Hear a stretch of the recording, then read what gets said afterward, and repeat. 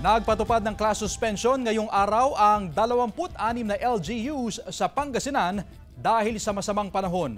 Balitang tinutukan ni CJ Turida. Sa tala ng Pangasinan PDRRMO, 28 na LGU ang nagpatupad ng class suspension ngayong araw, July 4, 2025. Bunsod ito ng nararanasang masamang panahon na dulot ng bagyong Bising. Kanselado ang klase sa lahat ng antas ng paaralan sa 18 lugar sa probinsya. 8 naman ang nagsuspende ng klase mula kinder hanggang senior high school at 2 lugar ang nagpatupad ng selected suspension.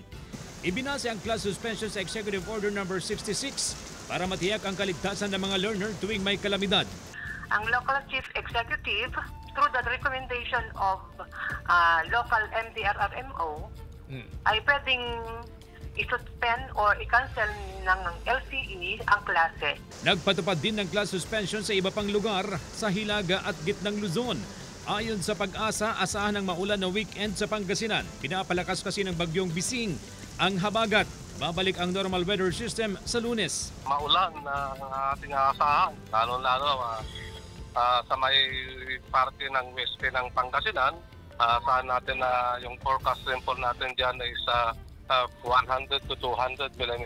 Nagka-monitor ang PDRRMO sa epekto ng bagyong Bising. Maigpit ang koordinasyon ng tanggapan sa mga local DRRM offices upang paigtingin ang kanilang paghahanda sa kalamidad.